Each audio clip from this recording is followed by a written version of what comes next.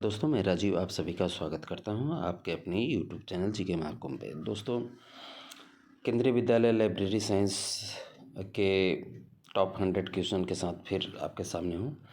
तो अभी तक हम लोगों ने जो है 900 के प्रश्नों को देख लिया है। अगर आपने उनको नहीं देखा है तो चैनल के प्लेलिस्ट में जाके उसको आप देख सकते हैं। और चैनल के प्लेलिस्ट में बहुत सारी वीडियोस जो है पड़ी हुई हैं, प्रोविजनल ईयर क्वेश्चन पेपर वगैरह सब कुछ पड़ा हुआ है। तो ये कंटिन्यूस सीरीज़ जो है चलेगी जब तक कि हमारा लाइब्रेरी का एग्ज़ाम नहीं हो जाता है। आई होप कि आपको ये पसंद आएगा, और पसंद आए तो दोस्तों के साथ शेयर ज़रूर कीजिएगा। और चैनल को सब्सक्राइब कर रखा है तो बहुत बहुत धन्यवाद, नहीं किया तो कर लीजिए, क्योंकि जो भी इम्पोर्टेंट नोट्स, स्टडी मटेरियल्स वगैरह होंगे, जो भी इंफॉर्मेशन होगी, आपको जो है नोटिफिकेशन दबाए रहेंगे तो आपको जो है इन्फॉर्मेशन मिलती रहेगी। तो चलिए देखते हैं नॉन स्टॉप 100 क्वेश्चनों को। तो 900 तक हमारा कंप्लीट हो चुका है। आज देखेंगे 901 से लेके 1000 तक के प्रश्नों को। तो पहला क्वेश्चन आप देख पा रहे हैं, डॉक्टर एस आर रंगनाथन को पुस्तकालय विज्ञान का आइंस्टीन किसने कहा है? तो यूजीन गारफील्ड ने। 902, हुमायूं के द्वारा निर्मित पुस्तकालय को क्या कहा गया था? दीन पनाह। अगले प्रश्न को देखते हैं। अगला प्रश्न है, हुमायूं की मृत्यु किस पुस्तकालय की सीढ़ियों से गिरकर हुई थी? तो दीन पनाह। 904, किस मुगल शासक के लिए कहा जाता है कि वह अपने साथ चुना हुआ पुस्तकालय लेके चलता था? तो हुमायूं। अगला प्रश्न, इसमें हर तरीके के आपको प्रश्न मिलेंगे, कहीं से भी बाहर के क्वेश्चन नहीं रहेंगे। अगला प्रश्न है, भारतीय शिक्षा आयोग को किस नाम से जाना जाता है? तो हंटर आयोग, हंटर कमीशन। जितने कमीशन से संबंधित, एजुकेशन से संबंधित, शिक्षा शास्त्र से संबंधित क्वेश्चन हैं, वो चैनल की प्लेलिस्ट में आप जाकर देख सकते हैं। इसकी भी मैंने पूरी वीडियोस बना रखी है। तो अगला प्रश्न देखते हैं 906 को, भारतीय शिक्षा आयोग की स्थापना किसकी अध्यक्षता में की गई थी? तो सर विलियम हंटर की अध्यक्षता में। अगला प्रश्न है, वुड घोषणा पत्र 1854 किस आयोग से संबंधित है? तो भारतीय शिक्षा आयोग। अगला प्रश्न है, किस आयोग की संतुष्टियों में शिक्षकों की संख्या बढ़ाने पर बल दिया गया था? तो हंटर कमीशन।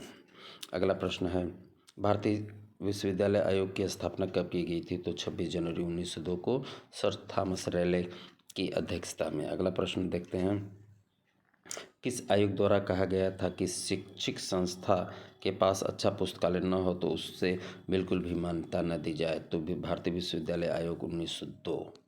अगले प्रश्न को देखते हैं, किस आयोग ने महाविद्यालय और विश्वविद्यालय में पुस्तकालय के संदर्भ, माफ़ कीजिए, में अच्छे संदर्भ ग्रंथों के होने की बात की थी? तो भारतीय विश्वविद्यालय आयोग 1902। अगला प्रश्न देखते हैं, कोलकाता विश्वविद्यालय आयोग को और किस नाम से जाना जाता है? तो सेल्टर कमीशन के नाम से जाना जाता है। अगला प्रश्न है, कलकत्ता विश्वविद्यालय आयोग की स्थापना कब और किसके अध्यक्षता में की गई थी? तो 14 सितंबर 1917 को माइकल सेल्टर की अध्यक्षता में की गई थी। अगला प्रश्न है, किस आयोग द्वारा पुस्तकालय अध्यक्ष को विश्वविद्यालय में सर्वोच्च शैक्षणिक निकाय में एक पुस्तकालय प्रमुख स्थान दिया जाए? सेल्टर आयोग 1917। अगला प्रश्न है, किस आयोग ने सुझाव दिया कि कोलकाता विश्वविद्यालय का भार कम करने हेतु एक अन्य विश्वविद्यालय की स्थापना की जाए? तो सेल्टर कमीशन 1917। अगला प्रश्न देखते हैं, विश्वविद्यालय शिक्षा आयोग को किस नाम से जाना जाता है? तो राधाकृष्णन आयोग। अगला प्रश्न देखते हैं, विश्वविद्यालय शिक्षा आयोग की स्थापना कब की गई थी? तो 1948 में। अगला प्रश्न है, यूजीसी की स्थापना का सुझाव किस आयोग के द्वारा दिया गया था? तो राधाकृष्णन आयोग के द्वारा। अगला प्रश्न देखते हैं, माध्यमिक शिक्षा आयोग को किस नाम से जाना जाता है? तो मुदालियर आयोग। अगला प्रश्न 920, मुदालियर आयोग की स्थापना कब और किसके द्वारा की गई थी? तो 23 सितंबर 1952 को ए लक्ष्मण स्वामी मुदालियर की अध्यक्षता में की गई थी। अगला प्रश्न देखते हैं, किस आयोग द्वारा यह सुझाव दिया गया था कि कुल बजट का 6.5% तथा 40 रुपये जो है प्रति छात्र के हिसाब से पुस्तकालय अनुदान की अनुशंसा की जाए? राधाकृष्णन आयोग। अगला प्रश्न, किस आयोग द्वारा पुस्तकालय में ओपन एक्सेस पद्धति का होना अनिवार्य बताया गया? राधाकृष्णन आयोग। अगला प्रश्न देखते हैं, किस आयोग द्वारा पुस्तकालय अध्यक्षों की नियुक्ति तथा पुस्तक चयन संबंधी निर्देश थे माध्यमिक शिक्षा आयोग। अगला प्रश्न 924 स्वतंत्रता प्राप्ति के बाद पहला आयोग कौन सा था? तो विश्वविद्यालय आयोग था। अगला प्रश्न देखते हैं, राजा राम मोहन राय प्रतिष्ठान पुस्तकालय के योगदान में सहायता प्रदान करता है? तो सार्वजनिक। अगला प्रश्न, कार्ल एंड वाइट का संरक्षण की स्थापना कब की गई थी? 1965 में। अगले प्रश्न को देखते हैं, शिक्षा आयोग को किस नाम से जाना जाता है और इसकी स्थापना कब की गई थी? तो 1964 में दौलत सिंह कोठारी तथा कोठारी आयोग के नाम से इसे जाना जाता है। अगला प्रश्न देखते हैं, 928 किस आयोग द्वारा प्रति छात्र 250 तथा प्रति शिक्षक 300 रुपये व्यय करने की अनुशंसा की गई? कोठारी आयोग 1964। अगला प्रश्न है, लाल समिति की स्थापना कब की गई थी? तो 1970 में। अगला प्रश्न देखते हैं, कोला समिति की अध्यक्षता में कब गठित की गई थी? तो 1990 में प्रोफेसर PN कोला। अगला प्रश्न देखते हैं, विश्वविद्यालय तथा पुस्तकालय हेतु राष्ट्रीय नेटवर्क प्रणाली पर समिति का गठन कब किया गया? 1928 में। अगला प्रश्न देखते हैं, विश्वविद्यालय तथा पुस्तकालय हेतु राष्ट्रीय नेटवर्क प्रणाली पर समिति का गठन किसके द्वारा किया गया था? तो यशपाल आयोग के द्वारा। अगला प्रश्न देखते हैं, करिसदप्पा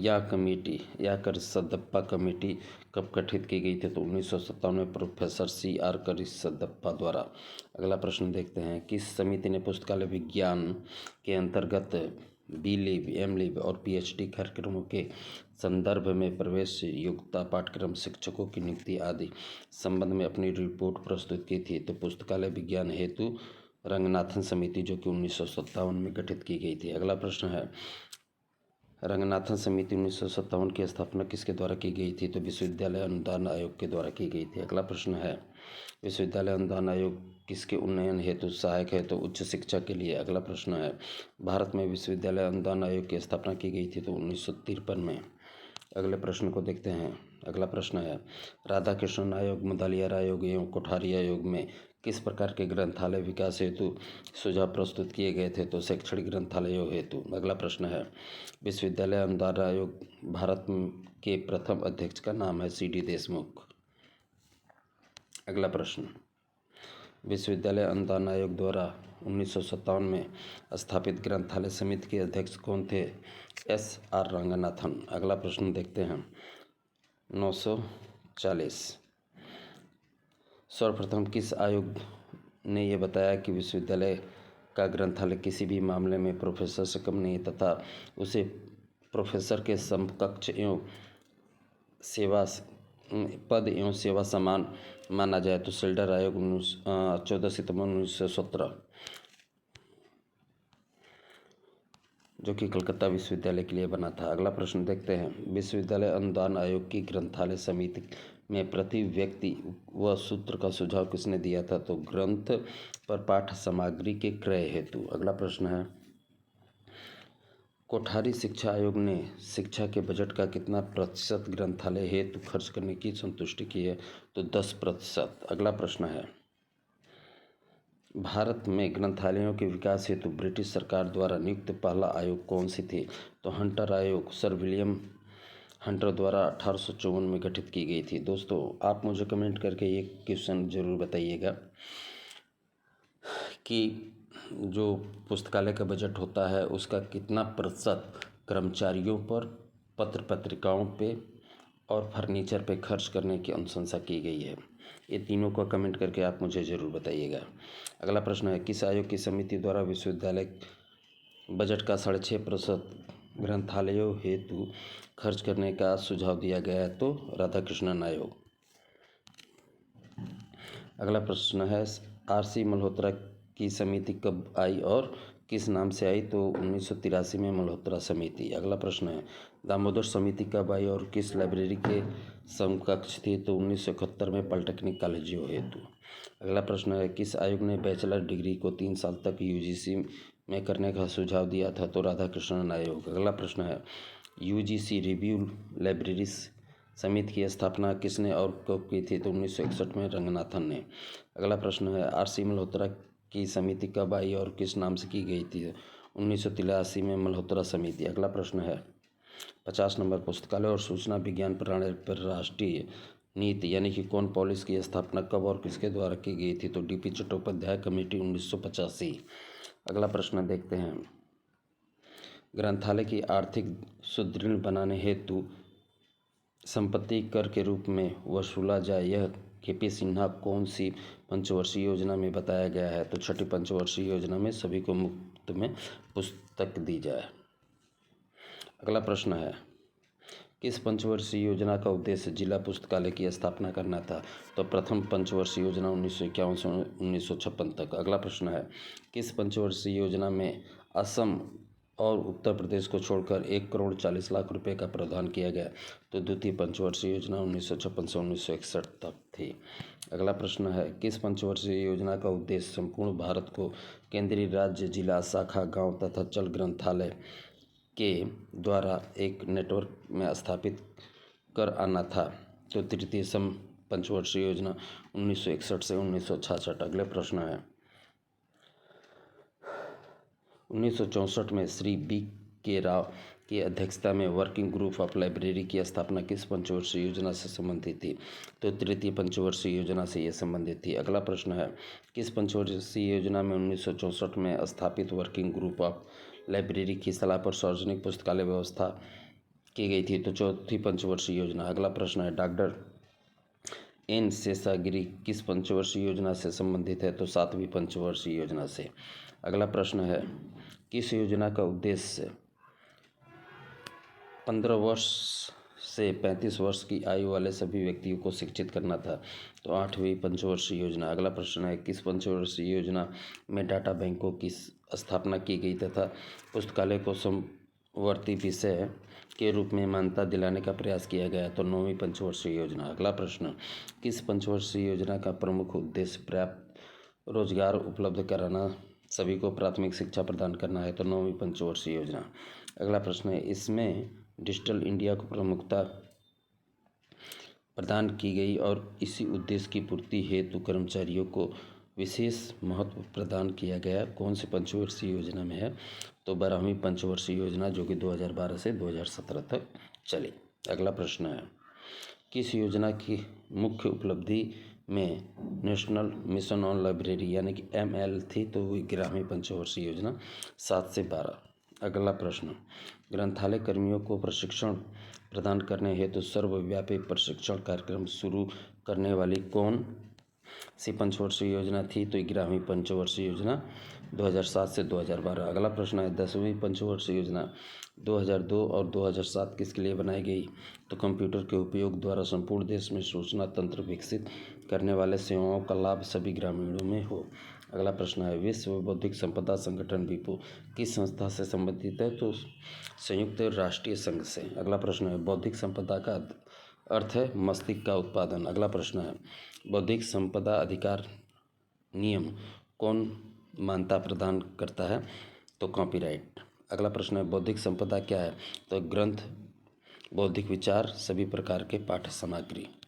अगला प्रश्न है, प्रथम अंतर्राष्ट्रीय स्वास्थ्याधिकार स्पेस नहीं, माफ़ कीजिएगा, सम्मेलन 1988 कहाँ संपन्न हुआ? तो बर्न में। अगला प्रश्न है, द्वितीय अंतर्राष्ट्रीय अधिकार सम्मेलन 1952 कहाँ संपन्न हुआ? तो जनेवा में।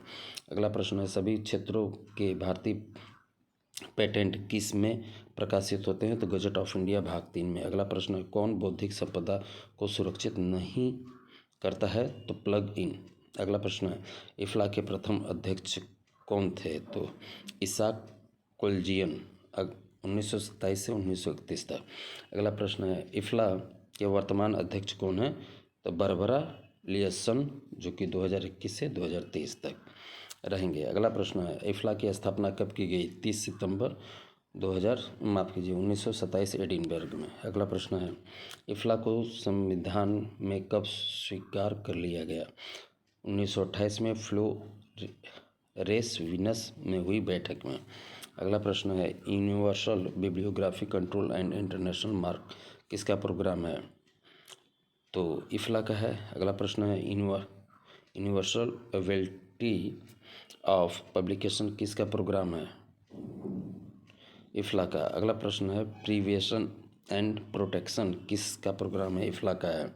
अगला प्रश्न है, advancement of librarianship in the third world किसका प्रोग्राम है? इफ्ला का है। अगला प्रश्न है, इफ्ला की स्थापना के समय इसका फ्रेंच नाम क्या था? तो फेडरेशन इंटरनेशनल डेबो बिब्लियोग्राफी। अगला प्रश्न है, इफ्ला की योजना यूनिवर्सल अवेलेबिलिटी ऑफ पब्लिकेशन पुस्तकालय एक विज्ञान विषय पर संगोष्ठी का आयोजन कब किया गया? तो 1985 में। अगला प्रश्न है, भारतीय पुस्तकालय संघ द्वारा नालंदा डाटाबेस का निर्णय कब किया गया? तो 1955 में। अगला प्रश्न है, प्रोफेसर PN कोला पुस्तकालय अध्यक्ष अवार्ड किस संघ द्वारा दिया जाता है? तो भारतीय पुस्तकालय संघ द्वारा। अगला प्रश्न है, इफ्ला सम्मेलन में सर्वश्रेष्ठ पेपर प्रस्तुत करने वाले को दिया जाने वाला अवार्ड कौन सा है? तो CD शर्मा अवार्ड। अगला प्रश्न है, कौन सा अवार्ड इला यानी कि इफ्ला सम्मेलन में सर्वश्रेष्ठ पेपर लिखने वाले युवा लेखन को प्रदान किया जाता है? तो डॉक्टर मोटेवाला अवार्ड। अगला प्रश्न है, भारतीय पुस्तकालय संघ द्वारा सर्वश्रेष्ठ पेपर के लेखन को प्रदान किया जाने वाला अवार्ड कौन सा है? तो PV वर्गीस अवार्ड। अगला प्रश्न है, भारतीय पुस्तकालय संघ द्वारा एक अबगिला का प्रकाशन कब किया गया था? तो 1949 में। अगला प्रश्न है, इला न्यूज़लेटर का प्रकाशन कब प्रारंभ हुआ? 1948 में। अगला प्रश्न है, इला जनरल की समय अवधि कितनी है? त्रैमासिक है, 1965 से। अगला है, इला न्यूज़लेटर की समय अवधि कितनी है? तो मासिक है। इला के वर्तमान अध्यक्ष कौन है? शहाबत हुसैन है। अगला प्रश्न है, ILA का पूरा नाम क्या है? तो इंडियन लाइब्रेरी एसोसिएशन है। अगला प्रश्न है, ILA की स्थापना कब की गई? तो 12 सितंबर 1933 को। अगला प्रश्न है, ILA की स्थापना किस एक्ट के तहत की गई थी? तो सोसाइटी पंजीकरण अधिनियम के तहत 1860 के तहत की गई थी। अगला प्रश्न है, औपचारिक रूप से इंडियन लाइब्रेरी एसोसिएशन का गठन किस पुस्तकालय सम्मेलन में किया गया था? उत्तर है 12 सितंबर 1933 को कोलकाता के पहले अखिल भारतीय पुस्तकालय सम्मेलन में औपचारिक रूप से इंडियन लाइब्रेरी एसोसिएशन का गठन किया गया था। अगला प्रश्न है, भारतीय पुस्तकालय संघ के पहले अध्यक्ष कौन थे? तो डॉक्टर MO थॉमस थे, जो कि 1933 से 1937 तक रहे। अगला प्रश्न है, भारतीय पुस्तकालय संघ के अध्यक्ष कौन थे? तो AC बुलनर। अगला प्रश्न है, AC बुलनर का पूरा नाम क्या है? तो अल्फ्रेड कॉपर वोल्नर, जो कि 1878 से 7 मई 1878 से 7 मई 1936 तक जीवित थे। इनका डेट ऑफ बर्थ है ये। अगला प्रश्न, इंडियन लाइब्रेरी एसोसिएशन के संस्थापक सचिव कौन थे? तो KM असदुल्ला 1933 से 1947 तक। तो दोस्तों, हमारे नॉन स्टॉप 100 क्वेश्चन कंप्लीट हुए। आई होप कि मैंने आपका ज़्यादा समय नहीं लिया होगा। आप चैनल पर बने रहे, इसके लिए बहुत बहुत आपका आभारी हूँ। ऐसे ही अपना साथ देते रहिए। मिलते हैं अगले वीडियो में। ख्याल रखिए। धन्यवाद।